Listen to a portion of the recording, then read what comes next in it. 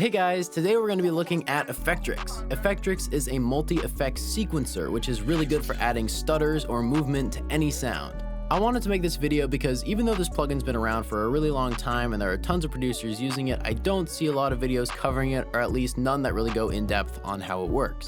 So today I'm going to be covering all of the features of Effectrix, how I like to use it, and why you might consider getting it over something like Glitch 2 or Looperator. I've also got some free presets for you, so make sure to stick around for that.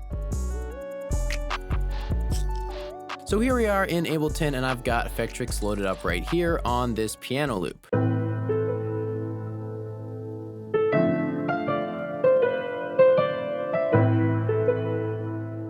In Effectrix, you've got 14 available effects. I'm just going to start at the top and work our way down. So first off, we've got X loop and loop. I'll start with loop since it's a bit simpler. What this does is repeat a slice of audio for as long as the effect is held. To add an effect in Effectrix, you click in any one of these boxes and you can drag left or right to extend the duration of the effect. The control for adding notes is pretty much identical to Ableton's MIDI rolls, so this plugin was super intuitive for me when I first got it.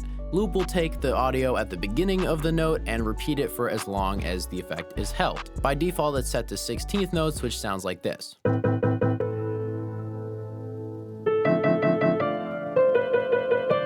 But you can change that size to make faster stutters or glitches. Everything in Effectrix is automatically synced to the tempo of your track, so it's all going to be about beat divisions of whatever tempo you have set in your DAW. You can use these divisions to set the grid size for the whole thing. This will change the overall length of the sequence so you can make shorter or longer phrases.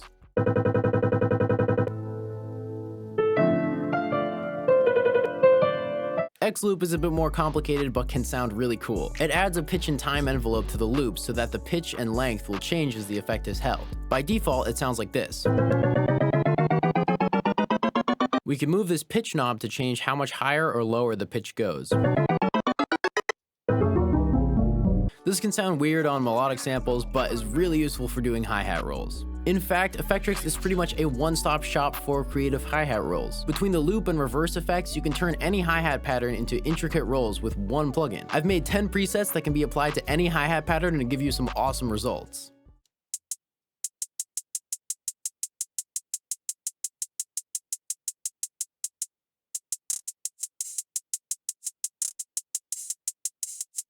The link for those is in the description. By the way, if you don't have Effectrix, it normally costs $120, which is pretty expensive, but it goes on sale every once in a while on Plugin Boutique. I got it for $80. I think it's on sale right now for $70, so I'll leave a link in the description for that as well. Let's dive back into these effects. So I mentioned reverse. This is one of the best parts of Effectrix. The time knob down here controls how often it reverses the sound. If you set it to smaller divisions, you get a stuttering effect.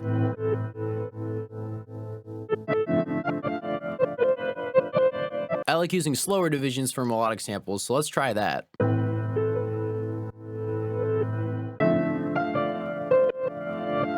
Cool. You might notice that every effect has pretty basic controls. That's one of the things I really like about Effectrix is that everything is kept very simple. Having 14 effects in one plugin could be super difficult to work with, but the interface makes it super fast. Another thing I really like is that every effect has its own dry wet knob, as well as attack and release so you can have the effect fade in and out. Everything that could be a problem has been dealt with in a really nice way. For example, sometimes with the loop you get a clicking at the start and end of the effect.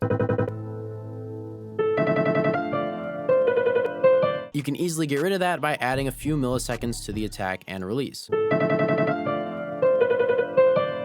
Continuing with the effects, I don't use scratch loop that much, but it basically wiggles the pitch up and down.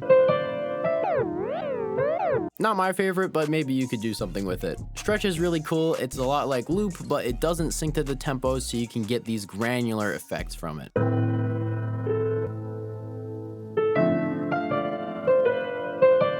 If you set the time to 0, it will simply repeat whatever grain size you have selected.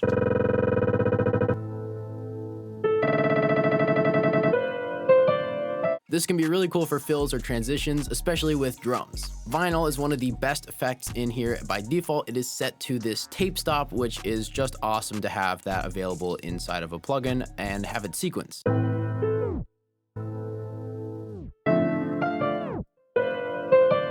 You can use the time and the slope to control the speed. If you turn stop mode off, it will, instead of doing a tape stop, kind of wiggle the pitch up and down, a little bit like scratch loop. So you can get that record scratching effect. Tonal delay I also don't use that much, but I could see this being part of like a unique dubstep bass. It basically works as a resonator, and you can set the pitch down here and the amount with this feedback knob.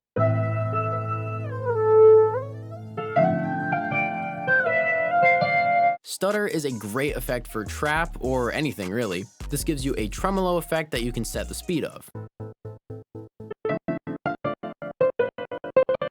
What's really cool is this grid, which allows you to set the level and panning of each note. This works a lot like FL's piano roll, but now you can apply this kind of panning and volume automation to any sound, not just stuff that you have in MIDI.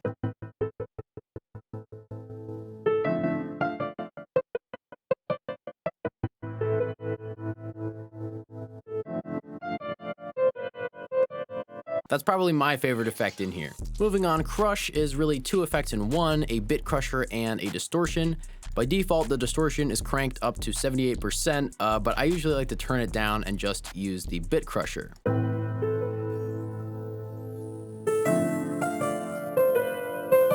Having this effect in a sequencer is really cool because it's very noticeable in a mix, so by creating a rhythm with it, you can accentuate or bring out some of the other rhythms in your song.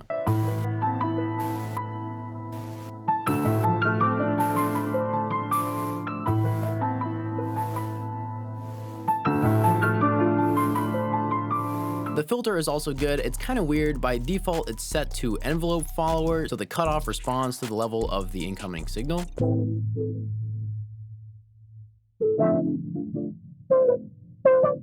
You can turn off the envelope by setting this envelope peak to 0.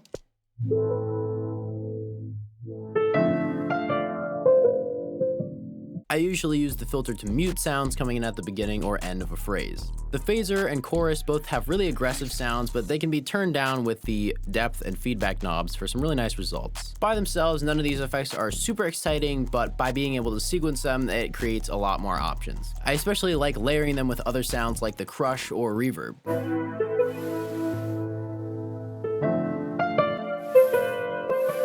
Last, we have the delay and reverb. These are pretty basic sounding effects. They both have separate controls for dry and wet, so you can leave the dry signal or get rid of it to wash out the sound. The reverb has a room control to shape the tone of the sound, and something I didn't mention before, but every effect has its own presets that can give you a taste of how it sounds. That's pretty much it for the interface. Besides that, you've got a pair of modulator tracks that can be assigned to any parameter. It's not something I used before making this video, but it gives you some more advanced options for sound design. The last thing is these chaos and init buttons up here. So initialize quickly resets everything and gets rid of all the effects. However, chaos randomizes everything, not only adding in random notes, but also randomizing the settings for every effect. This has a lot of sound design potential because with one click, you can get some crazy random sounds.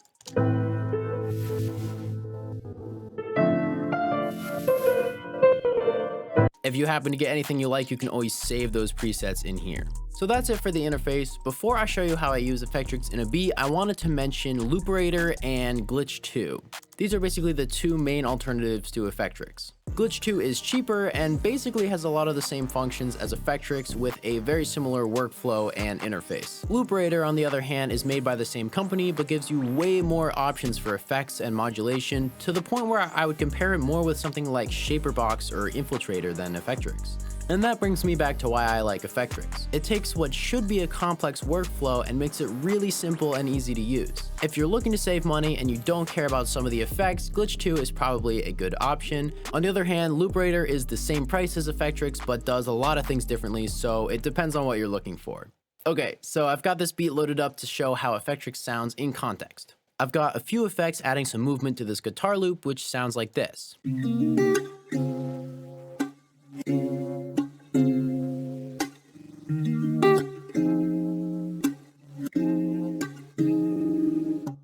That chorus on the 2 and 4 really brings out the slap in this guitar loop. Then I've got one of my presets on the hi-hats to add some rolls. Again, link is in the description for that.